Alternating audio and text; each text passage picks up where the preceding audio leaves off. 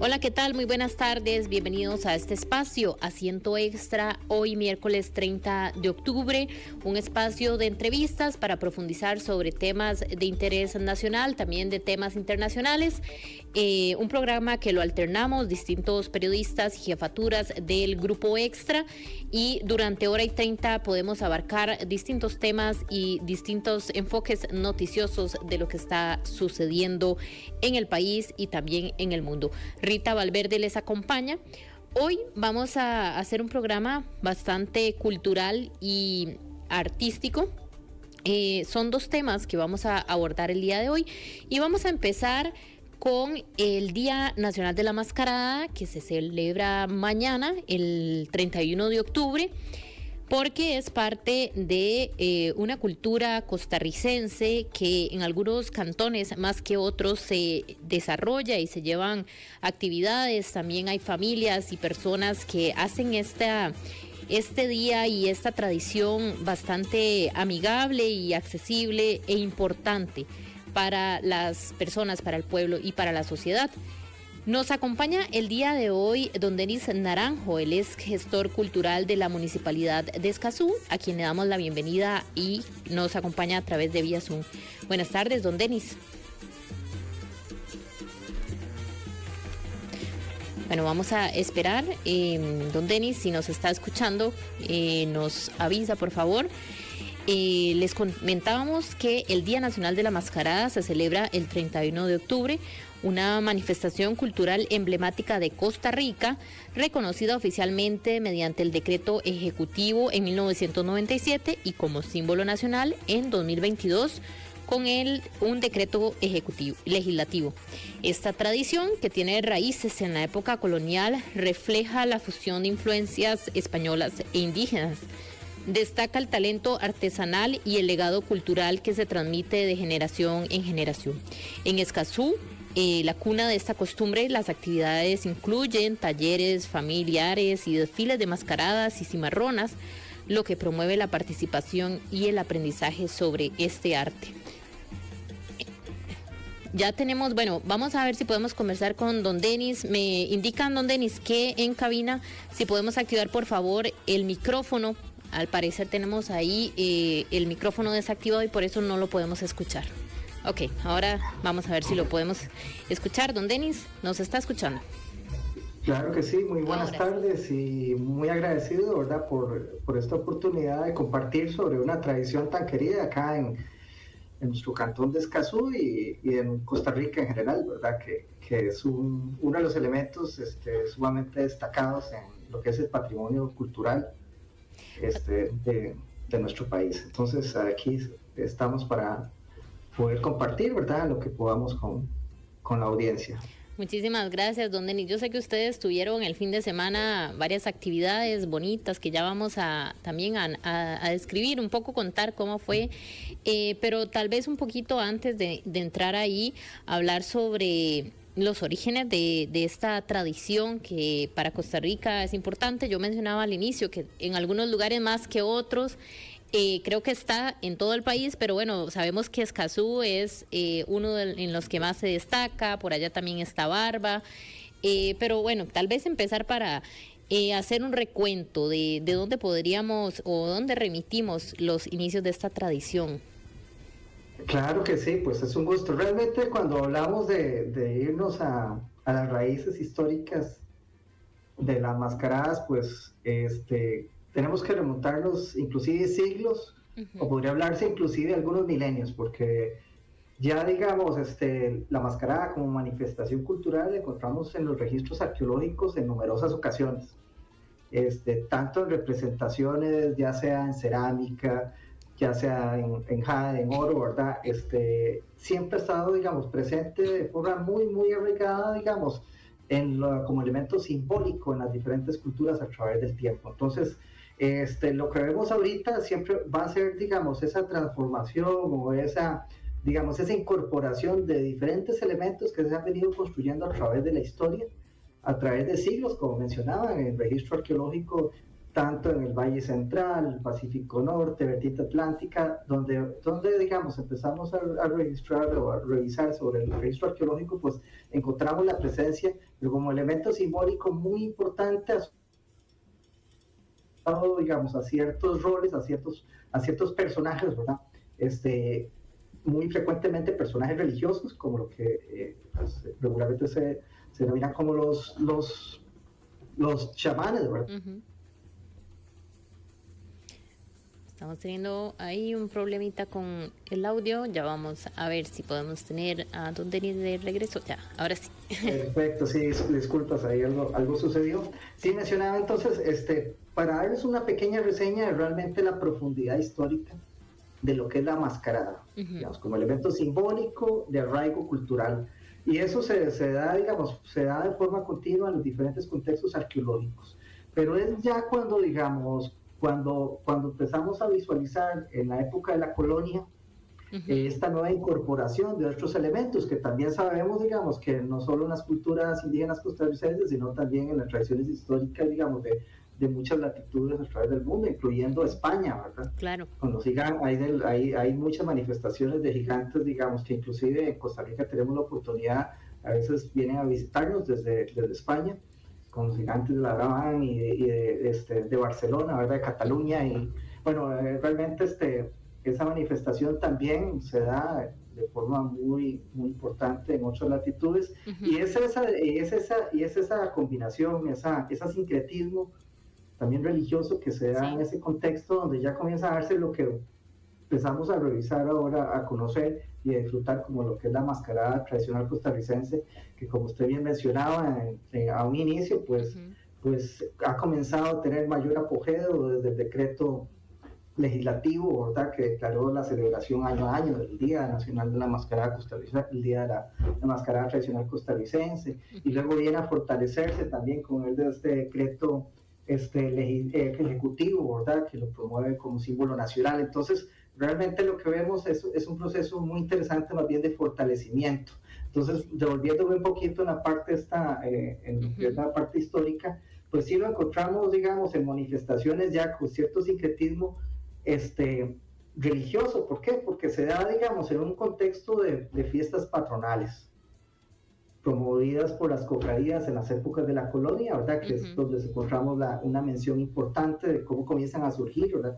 Cómo se comienzan a incorporar estos elementos, y luego comienzan a darse de forma más sostenida, digamos, en lo que es especialmente el Valle Central, con algunas manifestaciones a finales del siglo XIX, y es ya cuando es principio del siglo XX, cuando ya comienzan a establecerse de forma más continua, donde comienzan a darse ciertas distinciones también de los elementos, y se combinan también otros símbolos muy interesantes, porque también la mascarada tiene digamos, ese simbolismo también un poco de la sátira sobre los elementos, digamos, tanto políticos, religiosos, digamos, sobre ciertos elementos, lo que encontramos en la parte qué sé yo, con las representaciones de la muerte, con las representaciones, digamos, de la bruja, digamos, ahí comienzan a combinar una serie de personajes, o el policía, o el político, claro. Aquí ya son cosas, digamos, muy diversas que se nos dan en la actualidad. Entonces,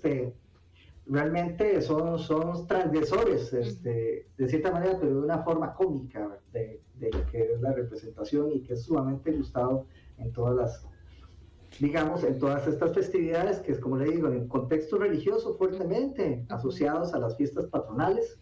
Luego comienza a darse hasta tal punto que nosotros tenemos desde la Oficina de Gestión Cultural Municipal solicitudes durante todo el año y para toda la diversidad de fiestas. Aquí realmente se vive la mascarada con un gran fervor, digamos. A nosotros nos puede solicitar desde la fiesta, digamos, para los niños y niñas de 3, 4 años, hasta para un hogar de estancia, ¿verdad?, adultos mayores.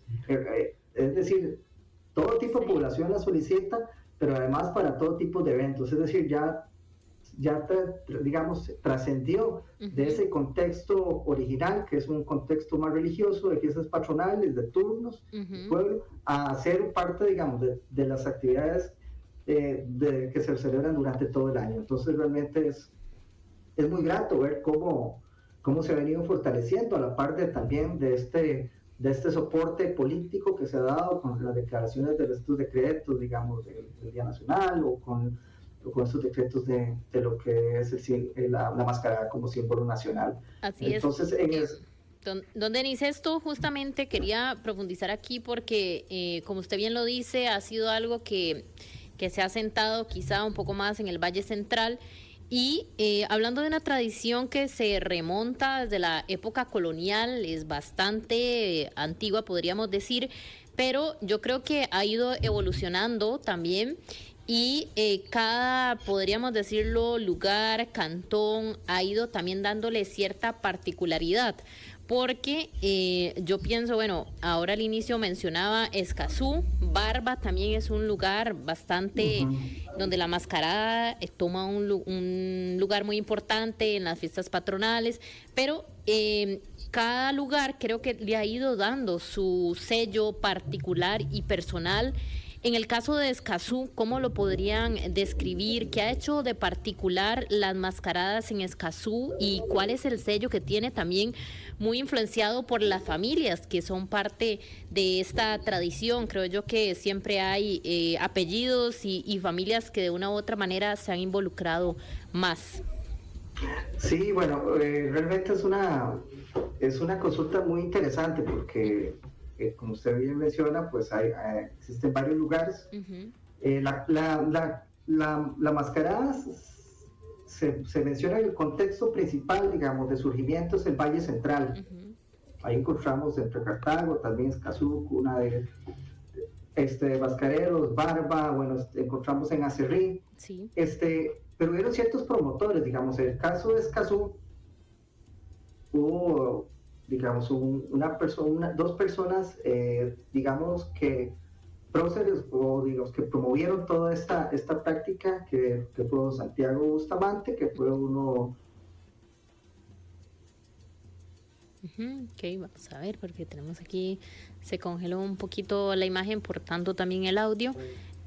Yo creo que estamos teniendo ahí ya de regreso a don Denis, quien es gestor cultural de la Municipalidad de Escazú. Vamos a ver si ya podemos. Muchas gracias, ¿me escuchan? Sí, lo escuchamos bien. Estas cosas pasan también con la conexión. Ok, vamos a ver. Sí. Algunos... A ver.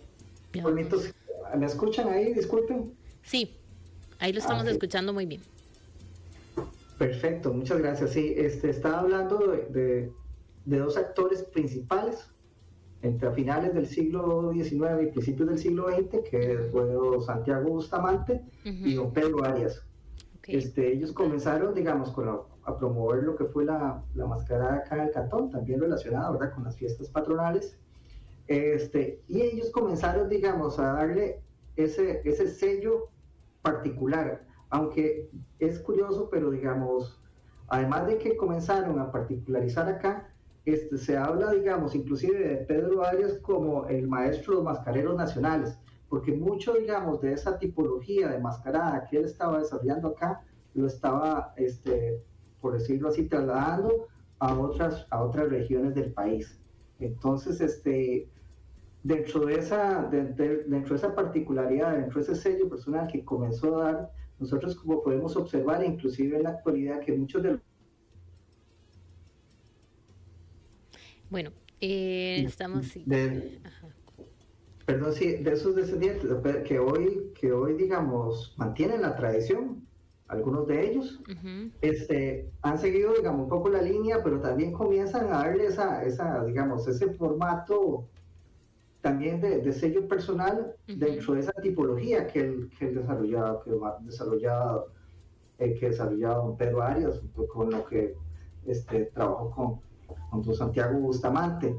Entonces, como usted menciona, si nosotros observamos, qué sé yo, una mascarada, una cimarrona mascarada de algunos de los cantones, pues, y tiene el ojo experto, o un ojo, digamos, ser experto, va a identificar, estas mascaradas son de tal lugar.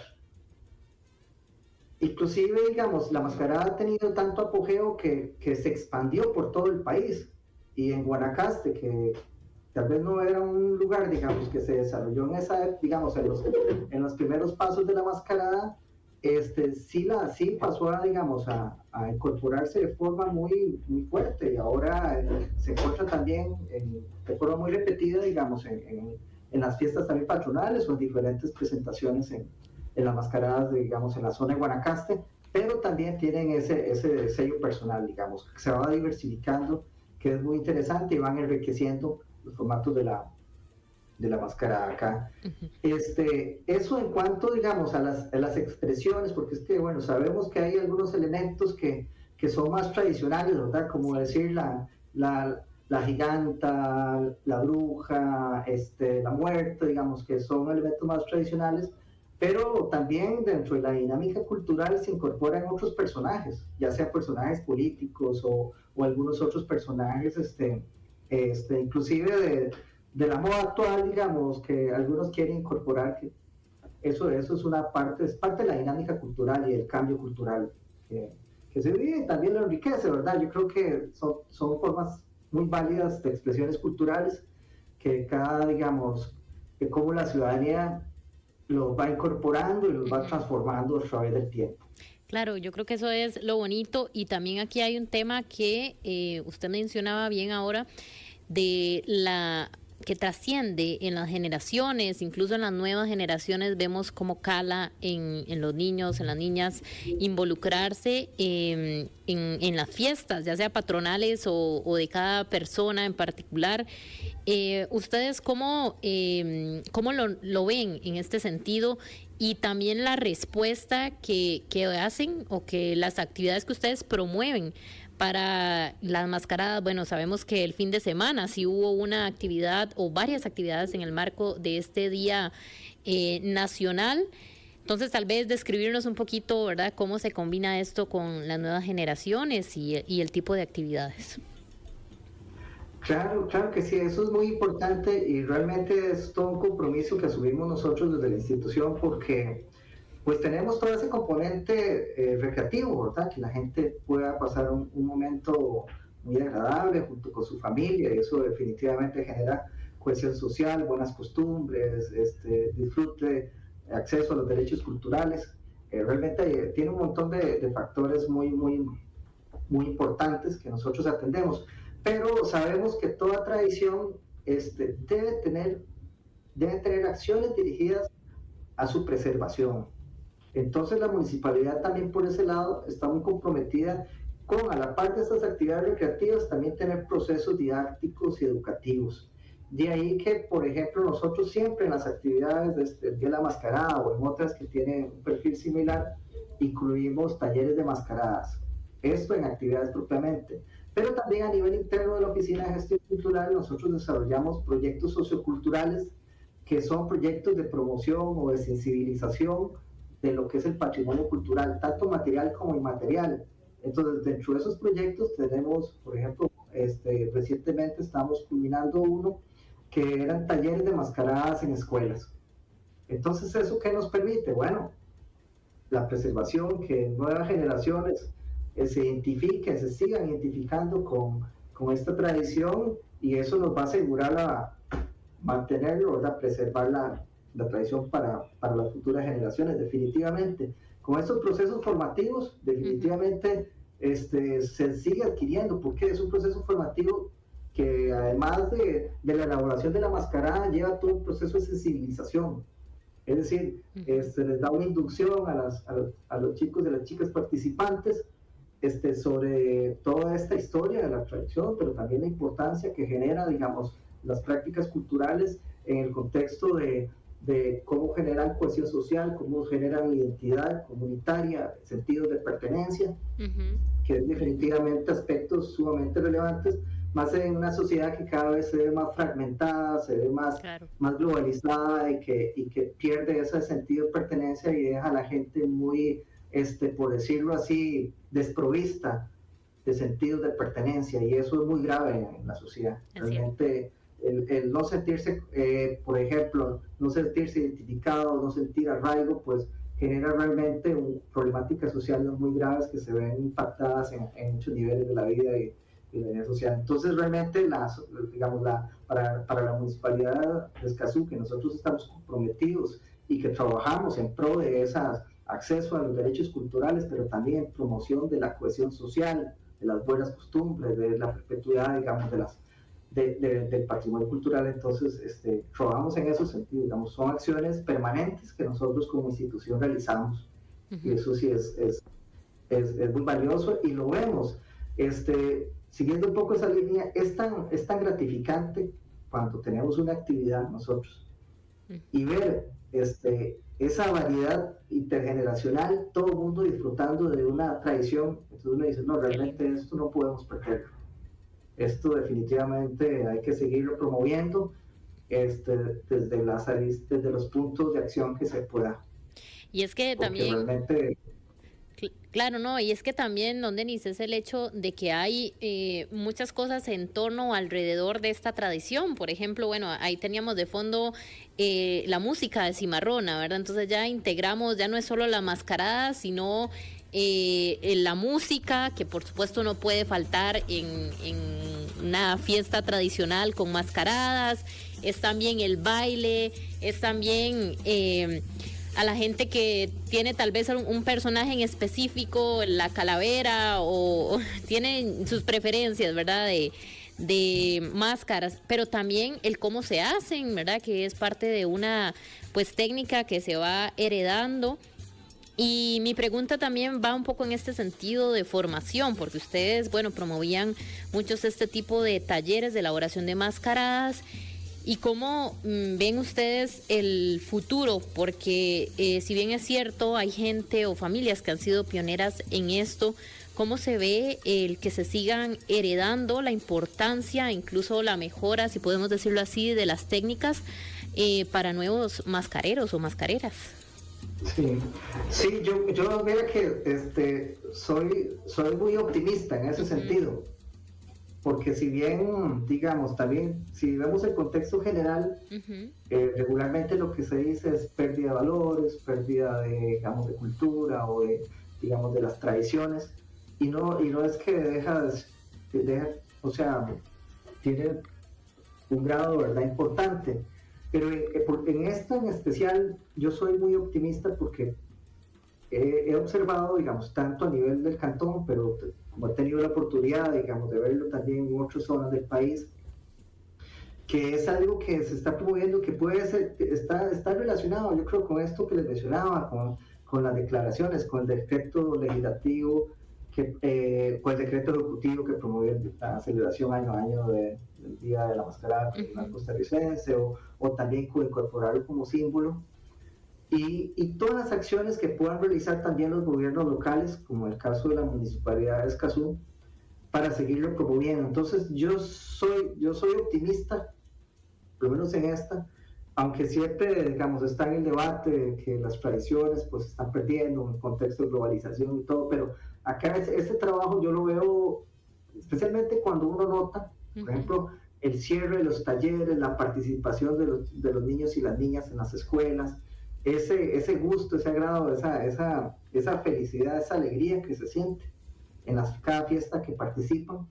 Digo yo, esto no lo veo, digamos, no lo veo morir así muy pronto. Y esa es la fe que tengo, ¿verdad? Y esos son los aportes, el granito y granito que damos desde la institución para que eso suceda así, para que se siga promoviendo, porque en esos rostros felices que uno ve en cada participación, ya sea en un pasacalle, o bien elaborando su propia mascarada, que luego lo va a ir a bailar, uno ve un futuro y una futura mascarera, y que va a tener algún rol, digamos, ya sea que participe ya de fondo, digamos, en la elaboración, o asistiendo a las actividades, eso lo veo, digamos, que va para la larga data. Bueno, y esa es la esperanza, con su modificación, con su cambio cultural, que es muy razonable, ¿verdad? La cultura es dinámica, entonces uno no puede pretender que todo se mantenga igual, pero que hay una esencia que sí permanece, que se mantiene, digamos, a través del tiempo. Y eso sí lo veo, la continuidad, porque hay casos, digamos, uno sabe, nosotros promovemos, digamos, las formas tradicionales, los materiales tradicionales, pero uno sabe también que otros materiales, por ejemplo, la diferencia entre la máscara tradicional de barro y empapelada con la fibra de vidrio que se usa actualmente, ¿verdad? Pero como le digo, es parte de cómo la gente va incorporando y va diversificando tanto las técnicas como, digamos, los materiales que utiliza para la confección de la mascarada, eso por ese lado. Y luego retomando un poquito lo que usted mencionaba, que me pareció muy interesante, de otros elementos que se asocian, digamos, a lo que es la mascarada, sí, como la música. Digamos, nosotros hablábamos un poco de la parte recreativa, de la parte didáctica, digamos, esa parte que didáctica tiene muchos elementos que son muy positivos. Uno de los cuales, bueno, también desarrolla destrezas, digamos, artísticas. O sea, son escultores y escultoras las que se están formando también ahí, claro, en esa parte. Luego, otros valores importantes como la disciplina, digamos, marcada, digamos, entre lo que es esas destrezas artísticas, en la parte de la elaboración de escultura.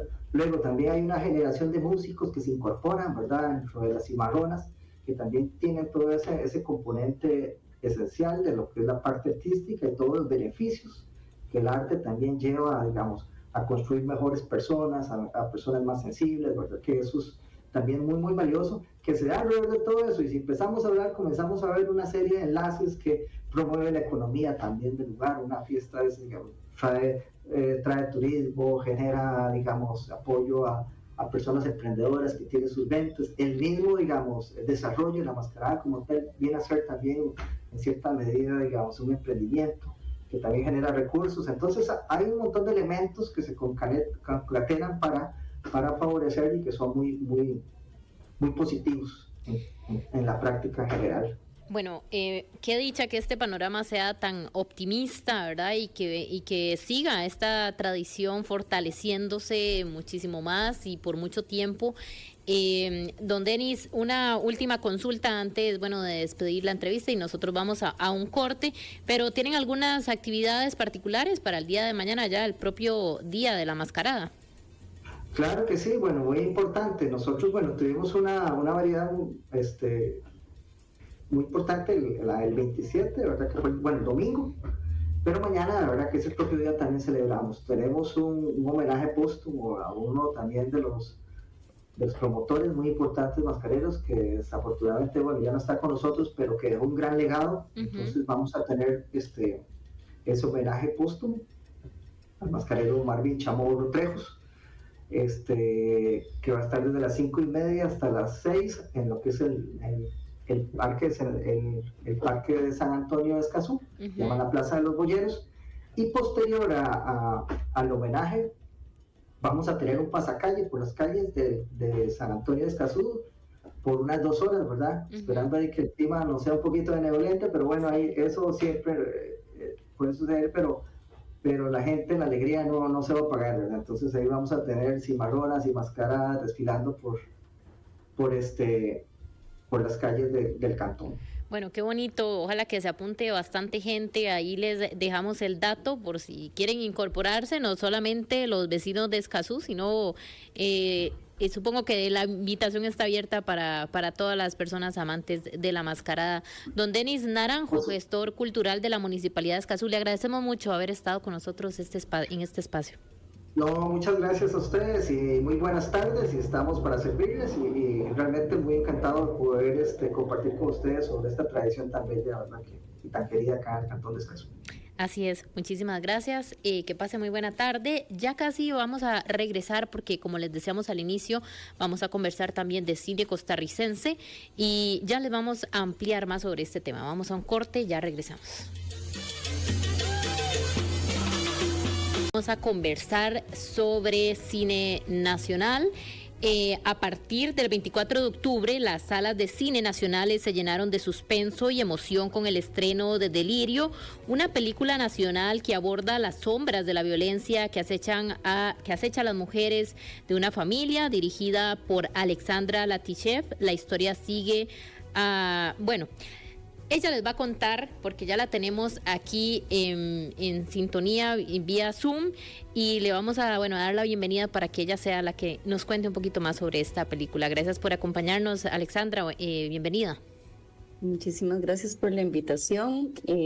Por la película cuenta la historia de 3 generaciones de mujeres que, bueno, en realidad se cuenta un poco desde la perspectiva de la niña menor que se llama Masha, que tiene alrededor de 11 años, que regresa junto con su madre, Elisa, a casa de su abuela, quien sufre demencia, y un poco la convivencia entre estas tres mujeres en este espacio detona un delirio en torno a la presencia, a una presencia, digamos, externa, ajena, que de alguna manera las amenaza. Y que está muy relacionado un poco con cómo conviven los traumas y secuelas relacionados con la violencia que han vivido estos personajes en otros momentos de su vida. Creo que es más atinado el que nos haya hecho usted la introducción a esta película. Alexandra Latichev, ella es cineasta costarricense, de madre costarricense y padre ruso, egresada de la Escuela de Cine y Televisión de la Universidad Veritas en Costa Rica. Recién estrenó Delirio, su segundo largometraje como directora en el Festival de Guadalajara, que después ha formado parte de la selección de festivales como el de Shanghái y Sao Paulo. Es un gusto conversar con usted aquí en esta entrevista y tenemos nosotros el tráiler de esta película Delirio. Queremos ponerlo para que a los que nos siguen también a través de la plataforma audiovisual puedan verlo y a los que nos siguen a través de 92.3 escuchar. Gracias. Bueno, vamos a ya unos minutitos. No le abras la puerta a nadie, ¿oyó? Estamos solas. Nos pueden hacer algo. Mami, ¿qué está haciendo ahí? Mami. Shh, cállese que nos va a escuchar. ¿Qué nos va a escuchar? ¿Qué le pasa? A nadie le importa lo que está pasando. Venga. Abuela habla con fantasmas. Pero eso no existe. ¿Entonces cómo sabe? La abuela dice eso porque está enferma, mi amor. Nada de eso es verdad.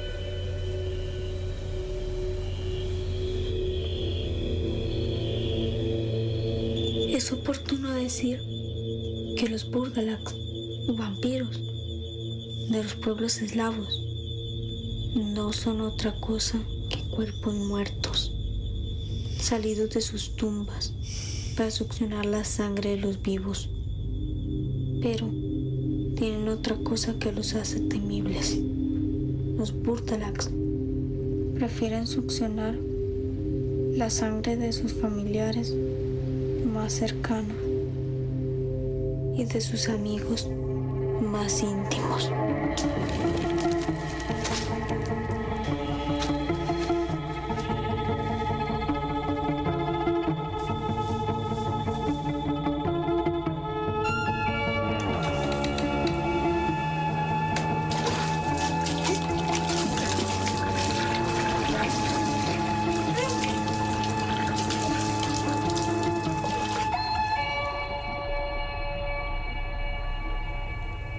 Tenemos parte del tráiler de la película Delirio. Alexandra, para empezar, ¿de dónde nace esta historia? Sabemos que la violencia intrafamiliar, la violencia de género es algo que pues nos marca a muchos y aquí hablamos particularmente de mujeres, pero en tu caso, ¿de dónde nace este interés? Bueno, en realidad muchas mujeres de mi familia han estado atravesadas de alguna manera como por la violencia intrafamiliar. Y yo creo que un poco como yo lo viví desde niña y creciendo, digamos, como y conviviendo con ellas, pues pude entender que había muchísimo de su comportamiento que estaba relacionado con eso, con un pasado que de alguna manera se manifestaba en el presente, en sus acciones cotidianas, y también de alguna forma todos estos miedos se terminaban también aprendiendo y heredando, como de una generación a la otra. Entonces, sí, nace de un lugar quizás un poquito más personal y que también está relacionado como con la historia de muchísimas mujeres, pues, alrededor del mundo y en el país. Claro, también la manera en que se aborda, porque sí es cierto que cuando hablamos de violencia de género, es un tema con el que convivimos de día a día y tenemos casos tan lamentables muchas veces, pero al mismo tiempo termina siendo un tema del que, ok, es lamentable, pero es como una más, ¿verdad? Entonces hay un reto ahí, no sé si lo sentiste así, de que el tema, abordarlo de una manera que enganche y que, bueno, vos escogiste el suspenso y estas emociones para darle vida a las historias.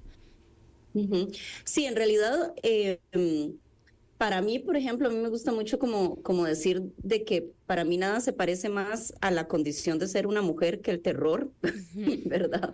Si pudiéramos traducir un poco la situación en la que vivimos muchas mujeres a diario, pues si pudiéramos traducir en un lenguaje cinematográfico o en un género cinematográfico, para mí tiene que ver con el terror y con el thriller psicológico.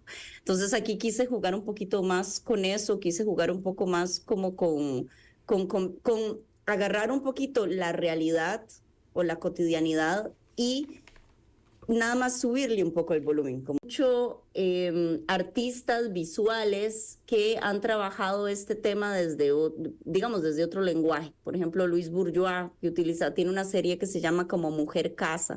Entonces, como que hace que se fusionen los cuerpos de las mujeres con las estructuras arquitectónicas. O Francesca Woodman, que era una fotógrafa estadounidense, que también utilizaba su cuerpo, digamos, dentro de las fotos y lo que hacía era hacer al cuerpo como parte de la arquitectura, porque en esta película realmente la casa es casi un personaje más y la metáfora de la casa es el cuerpo, o sea, es como estos personajes de alguna manera intentan que nadie invada esta casa, porque al final la casa pues es un cuerpo. Y también, por ejemplo, yo trabajo muchísimo con los y las intérpretes, entonces trabajé con estas actrices que son increíbles actrices, pero trabajamos alrededor de un año antes, ensayando, investigando, haciendo distintos como ejercicios que alimentaron un poco la trama y yo siento que eso se siente al final en la película. Claro. Estos retos, por ejemplo, hasta el hecho de esto de la casa que iba a estar ahí siendo pues escenario, que al final de cuentas no es solamente un escenario, como ya bien nos mencionas, es parte también de los protagonistas o del mensaje que querías transmitir. Entonces, hablar un poquito también de estas acciones previas o desafíos, retos que pudiste enfrentar. Bueno, pues obviamente a la hora de hacer cine en Centroamérica y en Costa Rica, pues hay miles de desafíos, o sea, principalmente, bueno, empezando por el económico, ¿verdad? Que siempre como la búsqueda de recursos, el levantamiento de fondos, nosotros tenemos, digamos, algunas formas de financiamiento, a diferencia de otros países de Centroamérica, pero realmente lo que nosotros tenemos para financiar películas no alcanza para financiar una película entera o lo que cuesta una película entera. Entonces, muchísimas veces nosotros tenemos que buscar ese financiamiento fuera del país, generar colaboraciones y por eso es muy normal que el proceso de una película dure alrededor de 5 años mínimo, ¿verdad? Y también, pues, de ahí la película la filmamos en pleno COVID, entonces también eso fue un reto. Claro. Porque digo, estábamos aislados en la montaña, en una casa, entonces como generar una clase como de burbuja, ¿verdad? Que fuera segura para todos y todas. Entonces digo, y con todos los protocolos necesarios, pero sí fue como, realmente hacer esta película fue todo un reto en muchos sentidos. Y es una idea que siempre anduvo por ahí, o sea, desde que empezaste a estudiar, ¿veías algo así? O bueno, algo que va surgiendo luego de que, bueno, vienen ciertas reflexiones, incluso como mencionabas antes, influencias de otros cine de otras épocas. Sí, bueno, para mí, digamos, siempre todo mi trabajo, incluso esta es mi segunda película, sin embargo, desde mi primera película y desde trabajos anteriores que hacía en la escuela de cine o antes, siempre han trabajado sobre el cuerpo, o sea, sobre las relaciones de las mujeres con sus cuerpos o las relaciones de las mujeres con la autonomía sobre sus cuerpos. De alguna forma, todas mis películas como que abordan o pasan un poco a través de la pregunta de qué se siente vivir en un cuerpo que no sea tuyo. porque yo creo que muchas veces nosotras, digamos, incluso desde un estandarte ahí como, ¿verdad? O desde un discurso feminista podemos Sí. muchas veces decir como, no, mi cuerpo es mío, ¿verdad? Y un poco pelear por esa autonomía de nuestros cuerpos, pero realmente, ¿qué se siente vivir en un cuerpo que no sea tuyo? ¿Verdad? ¿Qué se siente? En cómo se traduce eso en lenguaje cinematográfico, cómo se traduce eso en acciones, en sonidos, en un espacio, en un lugar, en cómo se comportan unos personajes. Entonces, creo que de una manera u otra, siempre como que todas mis películas han partido sobre una premisa como muy similar. Ahorita que nos comentabas esto de los 5 años, ¿ha sido más o menos el promedio que ha transcurrido para ya, desde que surge tu idea en la mente hasta ya, hasta este momento de tenerla en cines? Sí, siempre es un proceso como bastante largo. Yo empecé con esta película por ahí del 2019, cuando estaba saliendo un poco de la distribución de la otra película. También en medio de eso he producido otras películas, digamos, he gestado un poco y ayudado un poco como a levantar financiamiento de otras películas, porque yo tengo una empresa productora. Sin embargo, yo creo que hay una cosa como muy importante que a mí me ayudó mucho y que cabe como mencionar, y es que Costa Rica tiene un porcentaje de mujeres directoras en el cine altísimo, más alto que en los países más desarrollados. O sea, usualmente el promedio está entre 15-20%, por ahí, de porcentaje de mujeres dirigiendo cine. En Costa Rica es más de la mitad. Y eso yo creo que, por ejemplo, para personas, digamos, para mí, el tener referentes tan claros, tan cerca, me ha dado un impulso, digamos, el sentir que es de verdad posible hacer cine. Pero obviamente la mayoría de estas mujeres, ¿verdad? Se autogestionan las producciones. O sea, nosotras tenemos un poco que aprender a cómo se hace todo, ¿verdad? Y cómo se maneja todo y cómo se produce todo. Porque realmente no es que existe una infraestructura hecha o acomodada para nosotros, sino que realmente tenemos que abrirnos caminos solitas, darnos ese lugar solitas. Claro. Y digamos, ya luego eso nos permite, como a mí, digamos, poder apoyar otras producciones de otras mujeres donde yo veo potencial, ¿verdad? Pero yo creo que en general somos una industria que está como creciendo poco a poco, pero somos una industria dominada por mujeres. Bueno, esto es un dato que inspira, que motiva y que es optimista que esta industria y que sea así, mujeres directoras, cineastas en nuestro país, porque bueno, lo veo como lo planteas, es también, hay solidaridad, el que yo haya escalado y ahora quiera ayudar a otras también. Y como bien lo decías, tengo también mis referentes. Entonces, bueno, es que es la importancia justamente de eso, de traspasar esas barreras que históricamente han estado ahí. Claro. Bueno, ya nos vamos acercando al final, pero sí, bueno, tal vez hacer la invitación. La película está en cines desde el 24 de octubre, entiendo. ¿Hasta cuándo? ¿Dónde se pueden acercar? Todos los detalles para invitar a todos los que quieran ir a verla. Bueno, los próximos días, pues la película va a estar en algunas salas de Cinépolis, de Cinemark y de Nova. También en el Cine Magali, creo que es donde hay quizás mayor afluencia, en el Cine Magali en San José. En el Cine Magali este fin de semana vamos a tener cineforos, donde voy a estar yo con probablemente algunas de las actrices el viernes y el domingo, entonces pueden acercarse ahí. Creo que es muy bonito además ver la película y poder compartir un poquito después con el público y tener conversatorios y así. Entonces, nada, invitados, invitadas a asistir y a seguir, bueno, las redes bueno, mi empresa productora se llama La Linterna Films, en Instagram y en Facebook. Ahí vamos a estar publicando también horarios e información de la película, y los distribuidores que se llaman Pacifica Grey. Ok. Este cineforo, tal vez para repetir la información, el fin de semana, ¿dónde? ¿A qué hora? ¿Cuándo? Será el viernes a las 6:30 en el Cine Magali, y el domingo a las 4:45, en la fusión de las 4:45. Ok. Entonces, o sea, se proyectará la película y posterior habrá el conversatorio, se abrirá este conversatorio. Es así, entiendo. Sí. Ok. Alexandra, ya para ir finalizando, ¿qué viene también de tus proyectos? ¿Qué hay en mente? Yo supongo que es un proceso mental también muy cansado de estar 5 años con un proyecto tan grande, verlo ahí y bueno, supongo que uno también querrá tomarse su tiempo para decir, bueno, ¿qué viene después? Bueno, en realidad es muy loco, ¿no? Porque, o sea, a pesar de que es un trabajo como tan duro y tan arduo y de tanto sacrificio, de alguna forma, y también al mismo tiempo yo creo muchísimo en el cine, creo muchísimo en el potencial como político del cine. Y bueno, en este momento yo estoy haciendo una maestría en España, en el País Vasco, en una escuela que se llama la Elías Querejeta, y estoy en el marco de esta escuela desarrollando un nuevo proyecto que también sigue un poco con la línea del cine de géneros. Quiero seguir explorando el suspenso, seguir explorando algunos elementos de terror.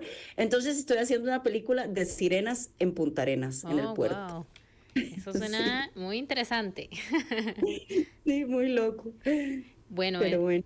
Esperemos entonces tener noticias pronto, pero de momento es esta la invitación. Y Alexandra, ¿cómo le diría usted a la gente para que vayan a ver cuál sería el mensaje o la invitación que haría a los que nos están escuchando para que vayan a ver Delirio?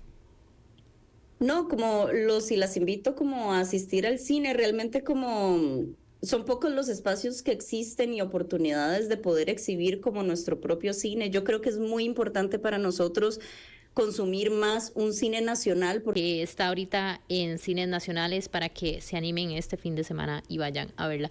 Muchísimas gracias, Alexandra, por este ratito, por este espacio y por contarnos más sobre tu proyecto. Muchísimas gracias a ustedes por la invitación, la verdad. Gracias y que pasen buena tarde. Ya casi están acá nuestros compañeros de Mucho que Contar.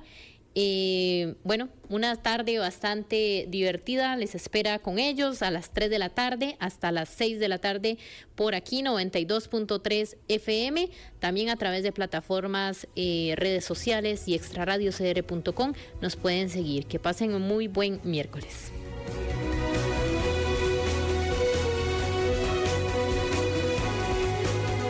Para entender el mundo en el que vivimos, no hay como escuchar a los